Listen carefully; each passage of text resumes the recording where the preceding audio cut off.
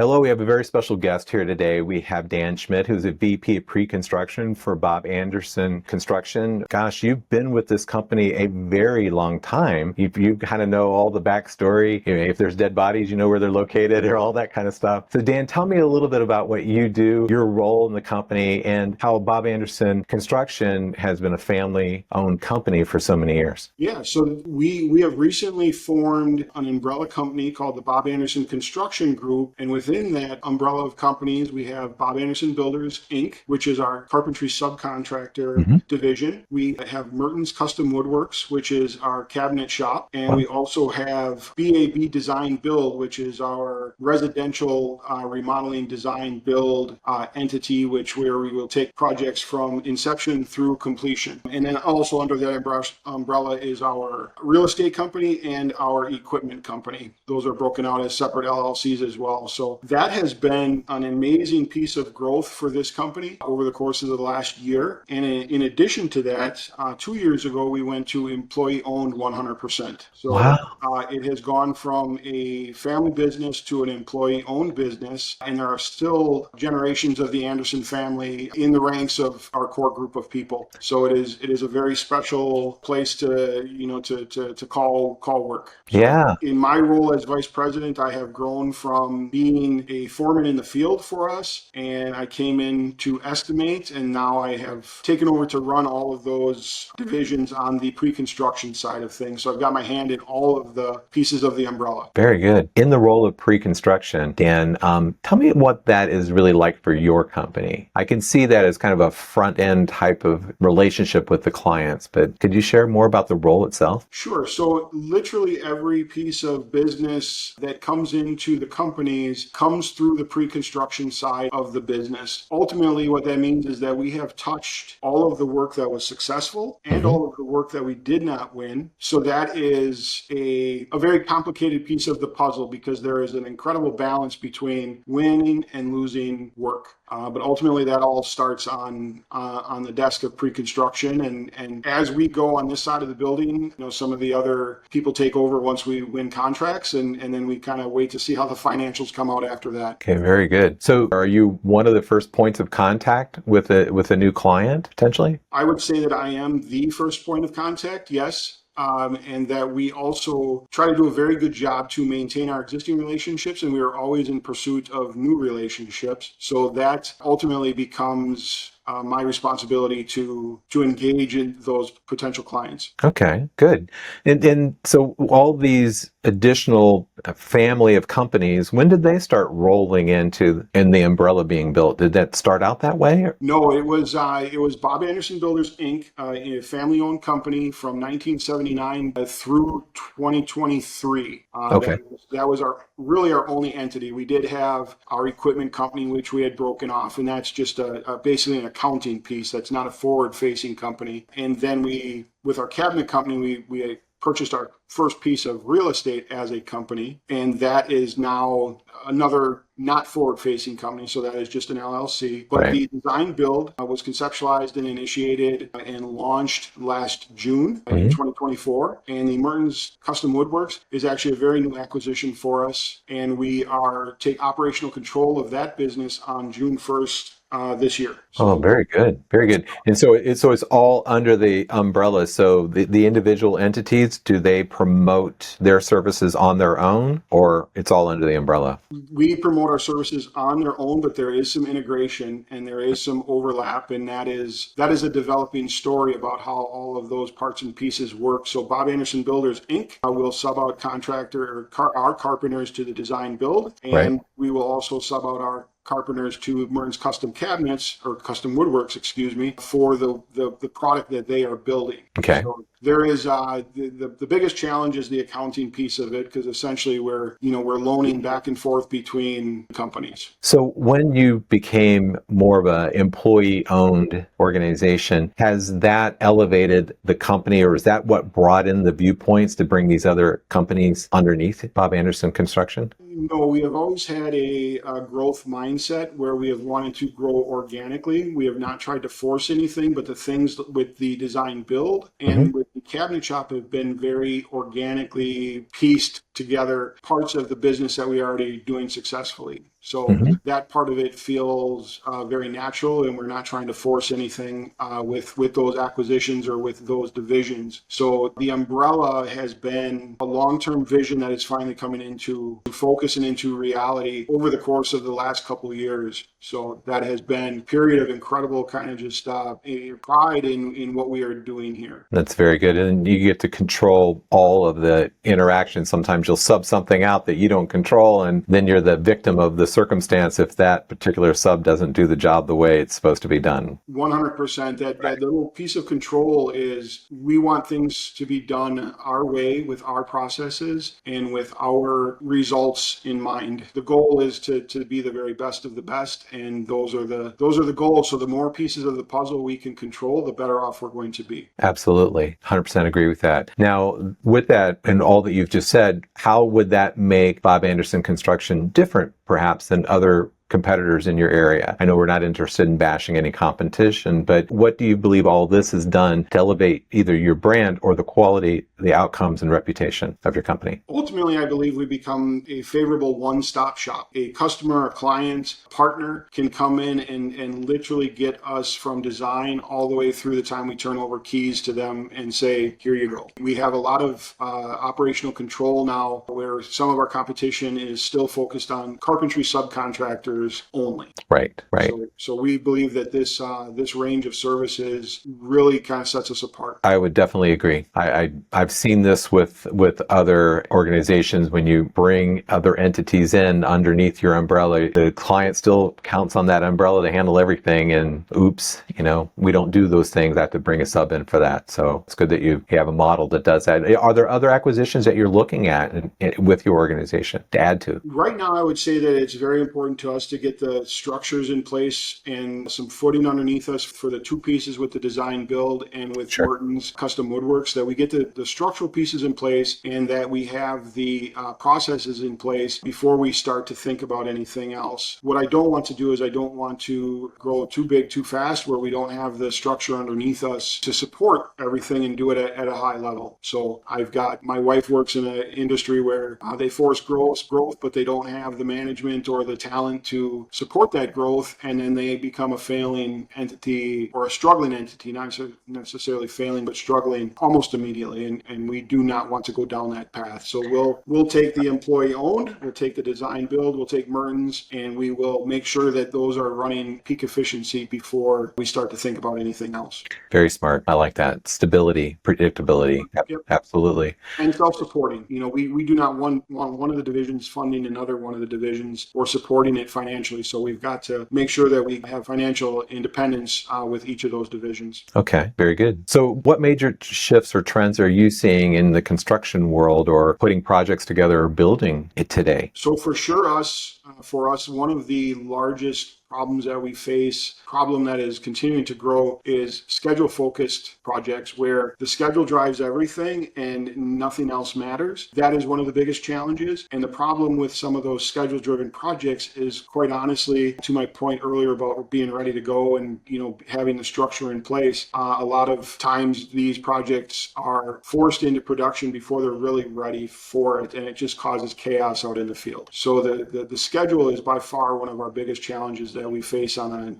a daily basis. Good. Do you manage that with like a group of people, or do you have software that does that for you, that manages that, what sounds like a Gantt chart type of thing of when you're hitting certain targets? 100%. The Gantt charts, and they'll do what's called pole plan meetings, where they sit all the trades in a room and they talk about all their targets and all of their critical path, and they talk about who's up for what, and if there's any delays or anything like that. So there is ultimately, many of our partners do a great job of setting those things in place, and they don't account for the human factor or supply chain factors, and they don't account for any wrinkles whatsoever. Here in Wisconsin, we have unpredictable weather for 6 months out of the year, and a lot of time there's no grace with weather. They hey, a tornado just went through it. It's why aren't you guys here? That kind of thing. So right. It's a real challenge, but one that we take very seriously. And this company, will find a way to get it done, but it comes at a cost Oh, yeah. to our manpower and to our brain cells and everything else. So that is the construction industry does not do each other any favors when it comes to scheduling. Right. So Absolutely. I'm comfortable being on record for that. So, Definitely understand. yeah. Yeah, I can see it now. But then that also puts another component of how to best stay in communication with your client as these bottlenecks occur. How is that managed right now? Is there someone assigned over those types of things? Like, I don't know if we want to say customer service or liaise with the customer on targets and schedules, that type of thing? Very much so. We have once a job leaves pre-construction and we are under contract in some form or fashion, myself and my pre-construction team turn it over to the production team, meaning we're giving it to a project coordinator, a project manager, and then the foreman. So that team then takes it from there and runs all of the pertinent parts and pieces. Okay. So with the company, what are you hoping to achieve in, say, the next 6 to 12 months? Like, what's on the horizon that you wish to do? You said something of maybe streamlining or improving the operations and the cohesiveness of the entities that you do have presently. But are there bigger plans that you would like to share? Right now, I would say the bigger plans for that 6 to 12 month schedule really are to underpin all of the new that we have going on right now, up to and including a relaunch of our branding, a relaunch of our concentrated effort in our social media presence. And I think once we have those things under control and everybody can grab maybe a little bit of a deep breath, we will start to consider possibly other options. I would say that if I had to guess right now, we would probably start to look into some more real estate opportunities. That is a fairly easy way for us to grow the business a little bit. So we'll take a little bit of a breather and then just kind of start in that direction before we launch any more divisions or before we launch any more purchases or anything like that. So, which kind of leads me to, how do your customers find you? You said you're putting some stuff out on social media. How do you market your company? How do you make it known? So very much of our Bob Anderson Builders, Inc., which is our carpentry subcontractor division, is built on long-standing relationships. And we really don't have to market that piece of it because we are a very well-known entity. So then it just becomes a pricing game to make sure that we fit with what their budgets are and things like that. So from that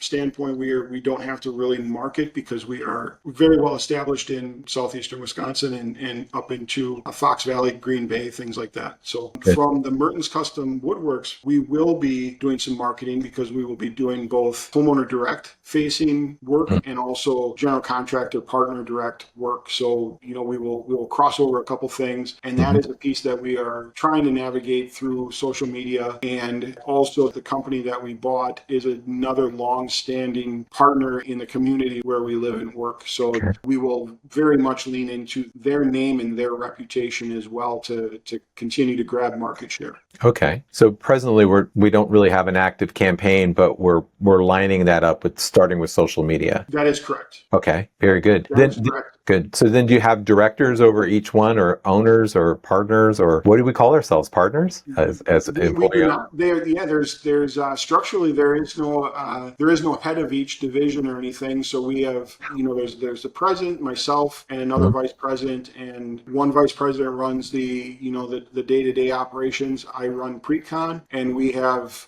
taken on the responsibilities of the new companies in those aspects as well. So we will be the heads and faces of structurally similar, and we'll just keep continuing to drop down and add staff underneath as needed in each of those places. Okay. Wow. So how many people report to you, Dan? Direct report to me, there are 5 that would be under my direct supervision. And then the field, Ryan Wall, who runs our field, has all of our foremen under his control or under his direction. Control is too strong of a word. So kind of a tough word, yeah. They don't work for us, we work for them. That's trying to make it make sense for them. So, and then Jeff Anderson, our president, kind of oversees all the parts and pieces. Our CFO oversees all the parts and pieces as well. And then as your company, as grown and evolved over the years, are there any technology pieces that you've added into the organization to make the job go easier, smoother, faster? So we, on the estimating side of things right now, we brought in an AI-based estimating platform or takeoff platform called Toggle. And that has been a very wonderful tool for us and has really kind of speeded up our ability to do accurate takeoffs in fraction of the time. Wow. So prior to Toggle, we had been using just Bluebeam to take our measures and takeoffs and counts and things like that. And Toggle has taken it to another level. Okay. In my opinion. Good. Are there any other technological types of things that you're looking at bringing into your organization to improve its efficiency and production? So I would say that we will be looking fairly hard at project management tools for the design build side of things. Okay. We will also be looking at maintenance management tools for our cabinet, our equipment, Right. trying to understand maintenance schedules and trying to understand preemptive strikes against breakdowns and inefficiencies and things like that. So I would say that our goal is to definitely embrace whatever might be available to us to help us streamline all those. Because at the end of the day, we are running a fairly tight ship in terms of our personnel and our structure. Yeah. We all wear a couple different hats in the company, and we are, despite being a larger company, we are trying to keep our overhead tight. We don't want to get sloppy with that either. So, any advantage that we can grab would be important to us. Very good. It doesn't matter what kind of business that you're in. I mean, you want to run it smoothly, efficiently, and in the kind of the economy that we're in right now, squeezing out as much as we can without compromising the delivery of what we do. We should look at, right? And more and more people are doing that. Absolutely. Good. Now, do you have like an executive assistant or somebody who who directly supports you? I have an estimator named Ryan Sankey. He is my right hand. He is directly underneath me, and then we have a project coordinator that is underneath us, lining up a lot of our parts and pieces on the pre-con side of things. So I do not have a traditional secretary or a assistant. That is just not the way that we are structured. We have an open office manager position right now that we are trying to understand what that person needs to look like as we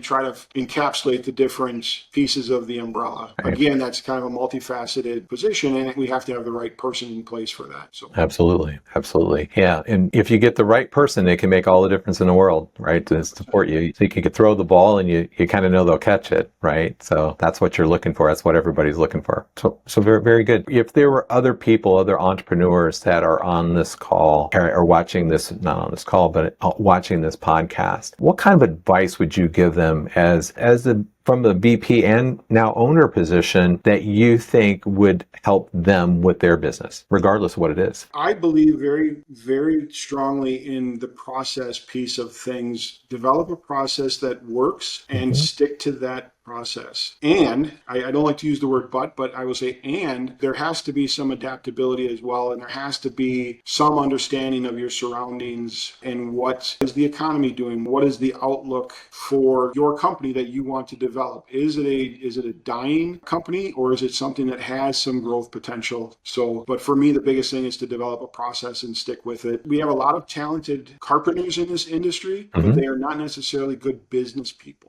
That's right. So they think because they have the talent to build, that they have the talent in the background to run the business. And that is where I see a lot of people struggling. So I think structurally they need to make sure that they have all of those parts and pieces really quite understood and have a very good understanding of the impacts and everything like that. So including their billing, their receivables, how quickly are they actually turning money around and continuing to, how much are you putting back into the business? And, are you just worrying about the salary piece for you, or are you reinvesting? Very good.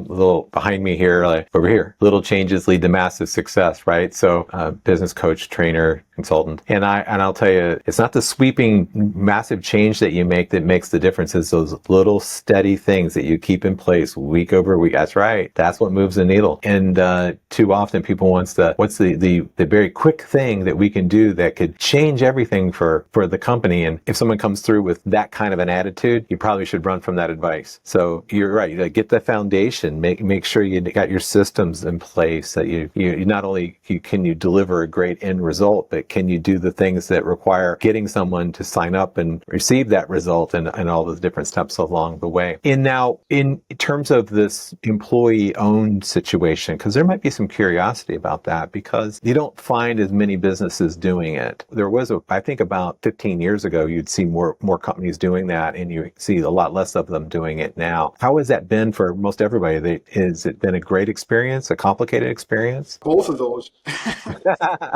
Yeah, both of those. It has been both wonderful, complicated, and quite frankly, we are still learning about how best to navigate some of those parts and pieces and how best to educate our field team about the benefits of, first of all, the employee retention, the longevity, and how do you impact the company and your little changes to lead to massive success. We've been talking about, like, fellas, if you can pick up 2% of efficiency, that results in big dollars across the board. And us now as owners, that impacts your share price, that impacts our valuation as a company, and that impacts your future potential earnings in terms of, how does your exit plan look when you are ready to retire, or when you are ready to change your stars a little bit. Yeah, it is good. It's like you're getting everyone thinking with the bottom line just a little bit more. Yeah, employees are really good at spending your money. So it's like, you're doing really well. We should get another and $50,000 piece of equipment or something like that. So you start thinking with the economics of things. Okay, so that's been good. Now, when you hire somebody, do they come right into that type of setup? Yeah.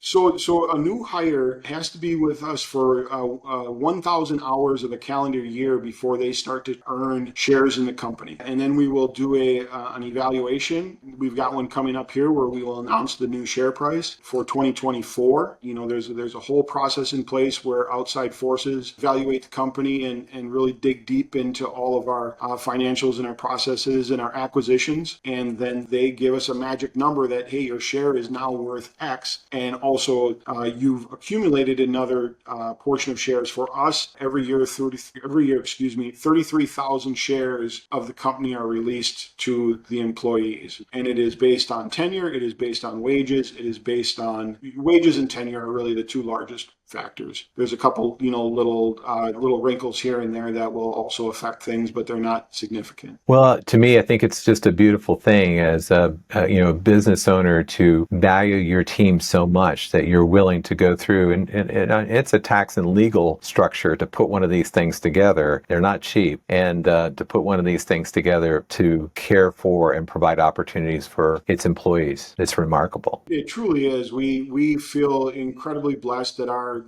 ownership, decided he could have sold to outside forces, and we had been pressuring a transition plan for a little while. Like, unfortunately, we use the term, one of us gets hit by a bus tomorrow. What is the transition plan? Yeah.